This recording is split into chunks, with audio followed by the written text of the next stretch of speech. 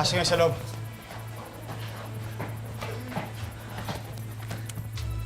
Yeah. Sige.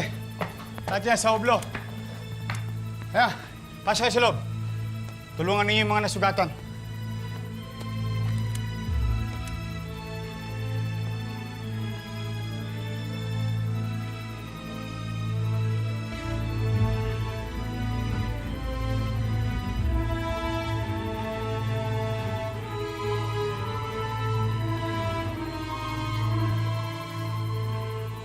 Tuturo ko sa inyo ang Isla Halaktan.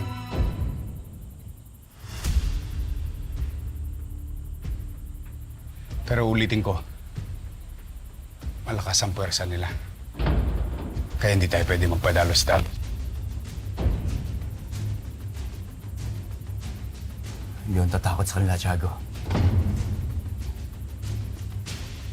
Buhay ang kinuha nila sa akin. Kaya buhay din ang sisingilin ko sa kanila.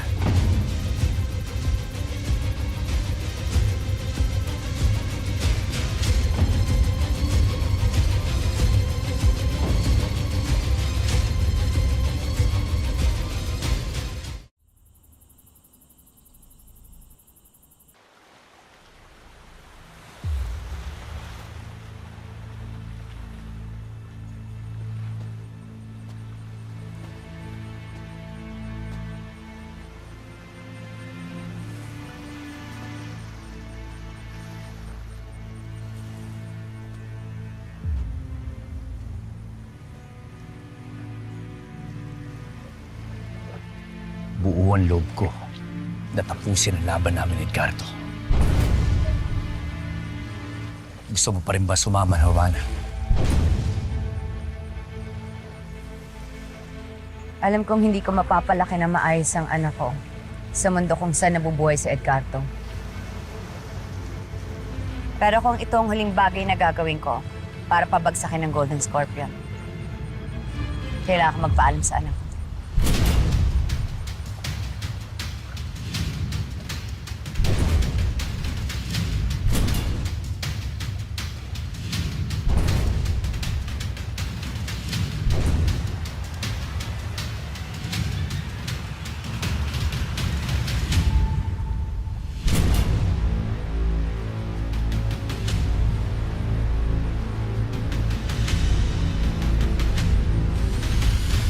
Mararating ninyo ang Isla Halakdan na manggagaling sa sekretong daungan na to.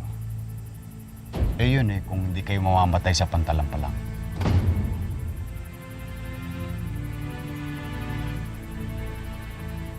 Ang Isla Halakdan, ang huling baluarte ng Golden Scorpion. Nandiyan pa natitira lang tauhan at mga leader. Buong puwersa nila. Kaya Elias, kung desidido kang tapusin ang laban niyo ni Edgardo, paalala ko lang, nakahanda rin sila sa iyo. May maibibigay ho ba kayong tulong sa amin bukod sa pagturo niyo ng kinaroroonan nila?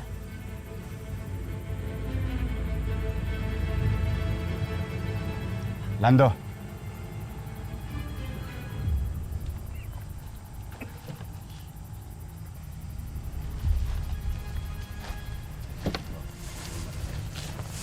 Sa inyo na lahat yan. Pero kung iniisip ninyo na ibibigay ko sa inyo mga tauhan ko, hindi ko isasapalaran ang buhay nila.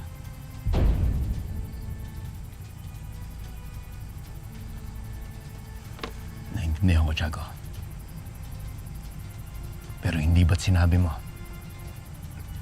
na kaya ka umalis ng Golden Scorpion at nagbagong buhay ay dahil hindi mo na masikmura ang kasama ni Edgardo?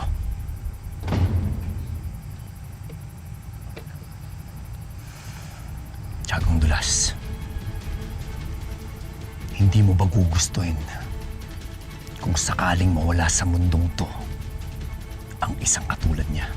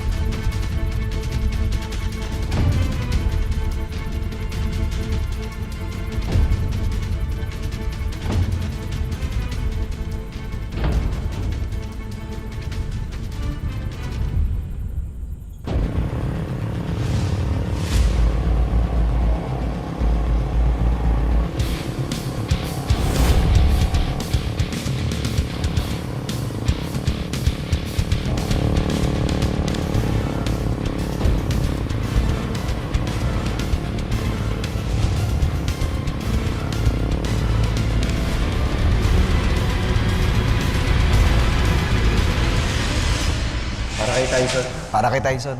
Para kay Tyson. Brother, asa naman si Elias? Dapat andito siya para kumpleto tayo sa Boruli Tyson.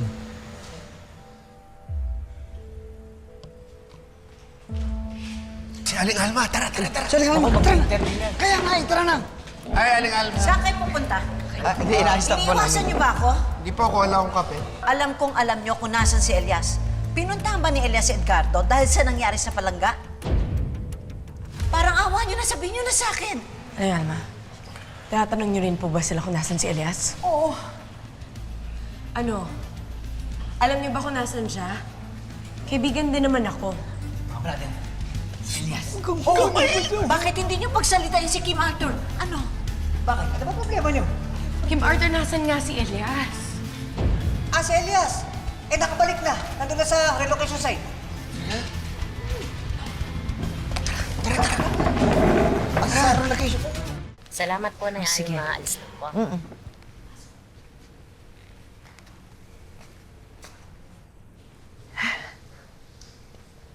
Nay, Anak,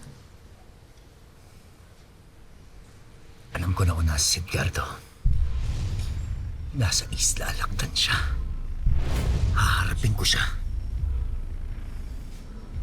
walang aalis. Hindi ka aalis. Nagpapakamatay ka ba?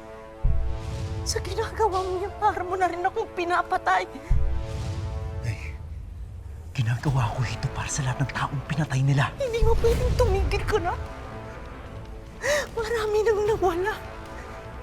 Elias, ikaw na lang ang meron ako. Hindi mo maalam kung gaano kasakit para sa isang ina na tuwing aalis ang anak niya, hindi niya alam kung uuwi pa to ng buhay. Hindi mo naiintindihan. Hindi mo naiintindihan na. Ikaw na lang ang meron ako. Ikaw na lang ang meron ako. Hindi ko kaya. Hindi ko kaya. Hindi ko kaya. Hindi ko kaya. Hindi ko kaya. Hindi ko kaya.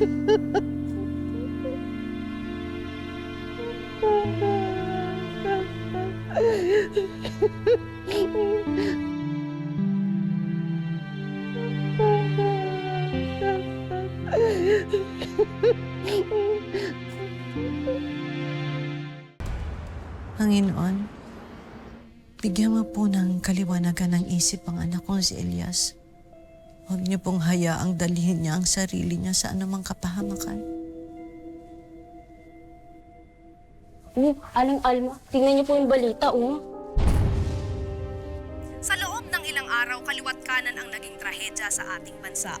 Ang kaguluhan sa Sitio Palangga, ang pagkamatay ng mga kinikilalang individual na si Senator Tanya at General Policarpio.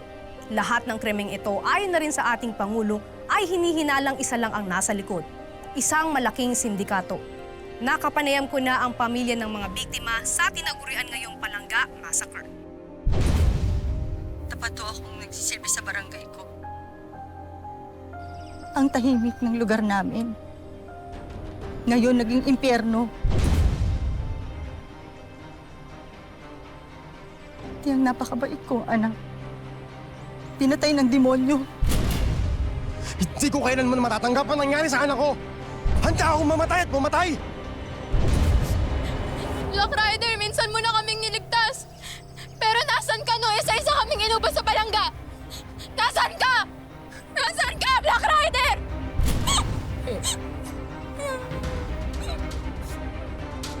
Sa lahat ng sigalot na ito, isa ang umaalingaw-ngaw na tanong. Paano nga ba hahanapin ng hustisya sa isang bansang nababalot ng kadiliman?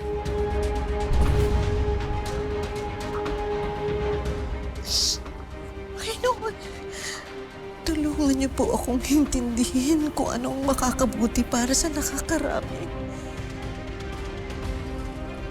Gabayan niyo po ako.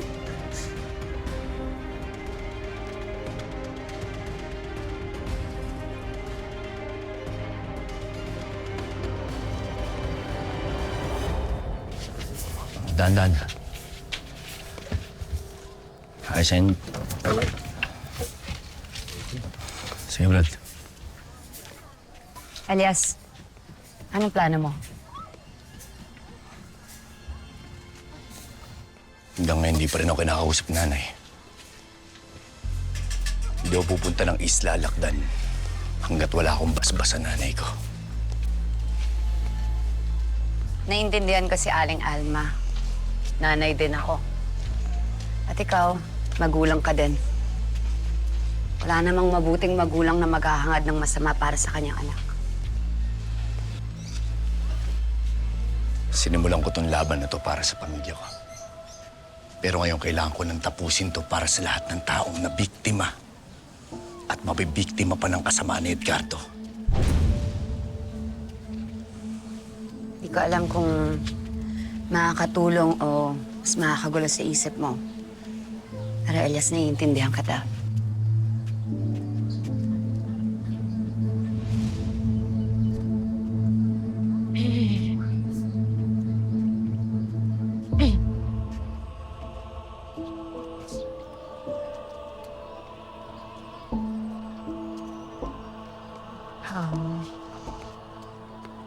Pasensya na, mukhang nakakaabala yata ako sa inyong dalawa.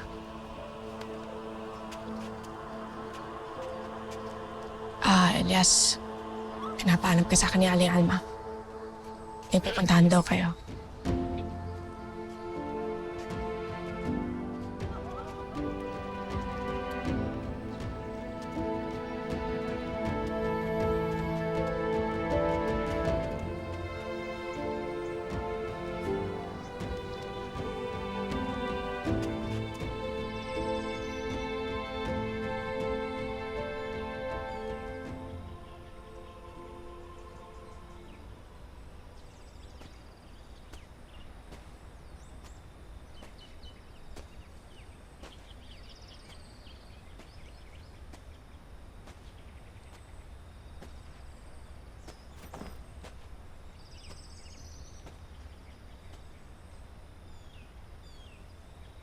Ano ang ginagawa natin sa puntod ng mag-ina ko?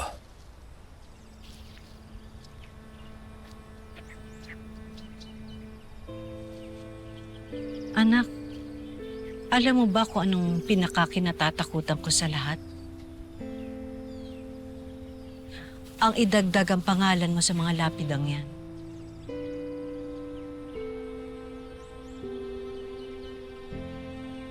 Napakasakit para sa isang magulang maglibing ng kanyang anak. Simula nang magdesisyon ka, nabigyan ng hustisya ang pagkamatay ng pamilya mo. Sa tuwing maalis ka ng bahay, minuto nagdadasal ako na sana umuwi kang ligtas. Hanggang sa nagbagong dasal ko, sana tumigil ka na. Masama ba akong ina para hilingin yun? Makasarili ba ako para gustuhin kong malayo ka sa kapahamakan? Pero sa nakikita ko nangyayari ngayon,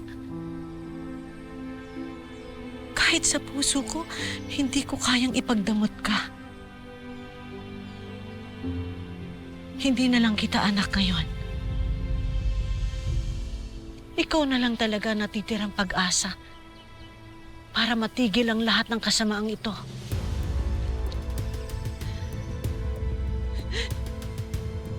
Kaya oo, pumapayag na ako. Binibigyan na kita ng pahintulot na tapusin ang mission mo.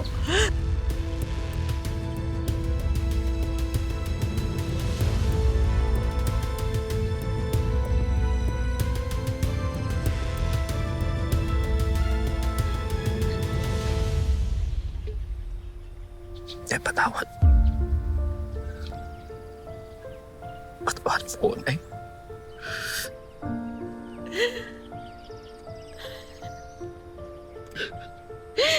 Patawad po.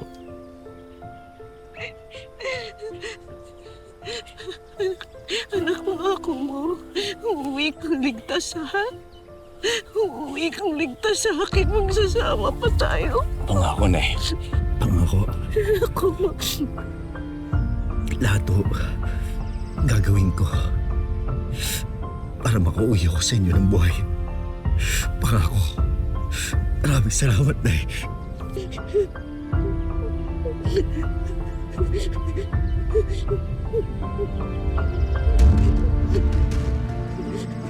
Thank you.